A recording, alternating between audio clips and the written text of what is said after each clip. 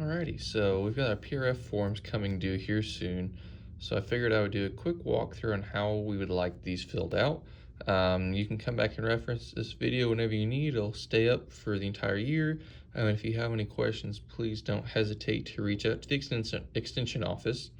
So for this example, I'm going to use a lot of made up dates, names, ages, etc. But we'll look at two different project areas just to give you some reference. So this 4-H'er is Willie the Wildcat.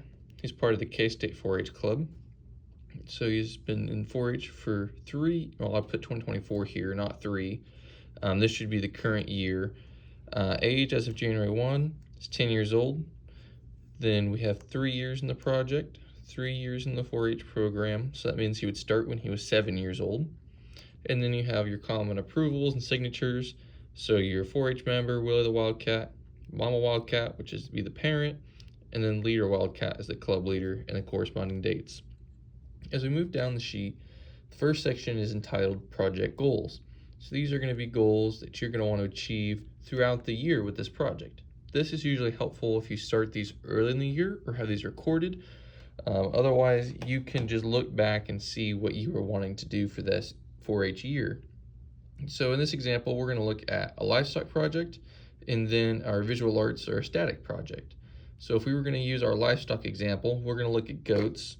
So a goal that I had in goats was to learn to do new tricks and train our goat.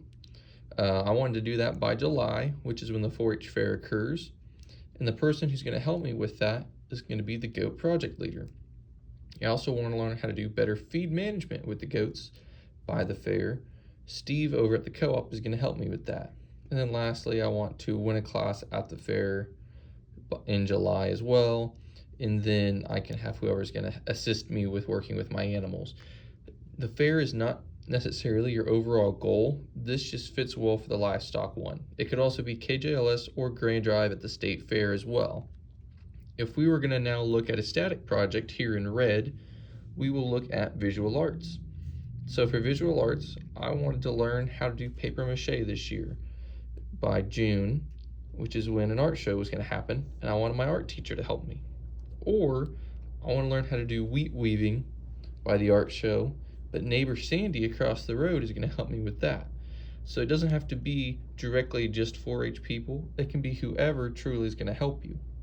Next, in the presentations and communications section, under section 2, we'll look at wanting to what you've done throughout the year. So different demonstrations, talks, media posts, or other forms of communication that you did relating to that project.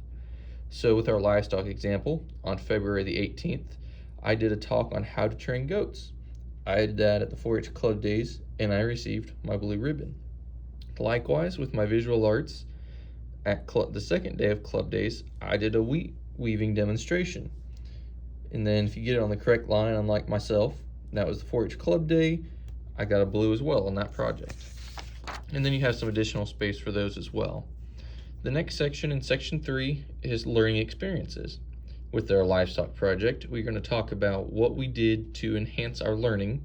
So respectively, on the 12th of January and the 11th of February, we went to the K-State Junior Goat Days in Manhattan, and that's where I learned how to balance my feed ration.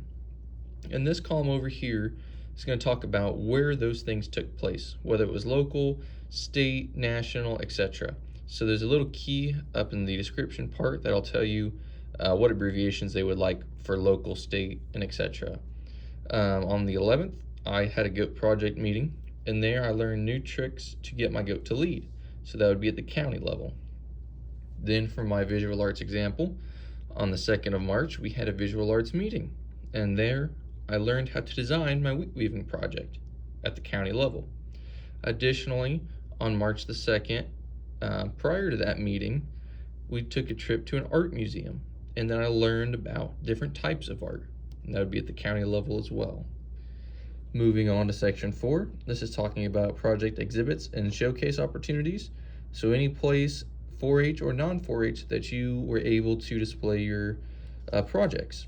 So here we have the 4-H fair for our goat, which is held down at South Haven in the respective ribbon placing. I also had a showcase opportunity At the local nursing home, I was able in April to take the goats in with other kids to go and visit the residents. That was done locally where I lived at, but I did not receive a ribbon placing for a community event. Again, with our visual arts example, in April, we held a school art show in Belle Plaine, where again, it was just an art display, so no ribbon placing was recorded. Section 5 talks about project leadership, different opportunities that youth had, again, with 4-H and non-4-H, about leading in relation to their project. So here on April 1st, I was able to lead a goat project meeting, and at that meeting, helped show other 4-Hers how to wash their goats, which should be at the county level again. Then on the visual arts for our wheat weaving, on January the 3rd, I led a wheat weaving club activity. At that activity, I taught some of our younger members how to do wheat weaving, again, at the county level. Or I guess you could do local or county, depends on where your meeting was held and the size of that meeting. And then in section 6, you're talking about citizenship and community engagement. So you'll notice here I talked about the nursing home again on this line. So items may fall under more than one section. You don't want to have the one same item for everything, but when I talked about public presentation and showcase opportunities, and also the citizenship thing. So taking goats to the nursing home, there for an hour, and that was local. And then as well, on a different date, the club went back and we went and did various demonstrations for the residents of the nursing home. So I did a wheat weaving demo that lasted for half an hour, and that was also done locally. Now gets to be a fun one, section 7, the project finances. This is just trying to have 4-Hers understand what finances go into a project, knowing that not everything is to make money in 4-H. Most projects, you lose money. It costs you to make them and participate. So we are not looking for a positive outcome. We just want to know roughly what was spent as income and as expenses throughout the year. So we'll look at our livestock example, and these ones make a little bit more sense when you look at it, but we also look at our visual arts example here in a moment. So in December, we purchased a goat for $200.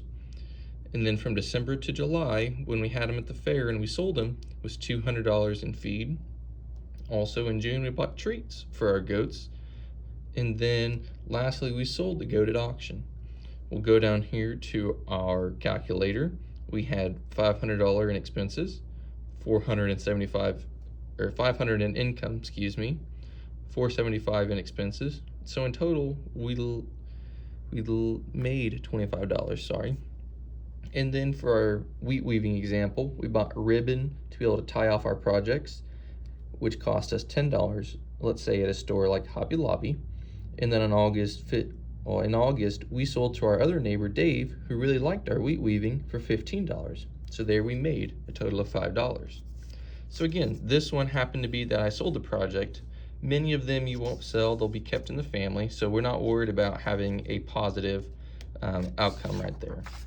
Our next section is about project reflection, and they're wanting 2 pages or less, a short summary of kind of what was accomplished during the year, what challenges you had and overcame, things you learned and skills you gained, skills that go to other areas of your life, and some of the future goals you have.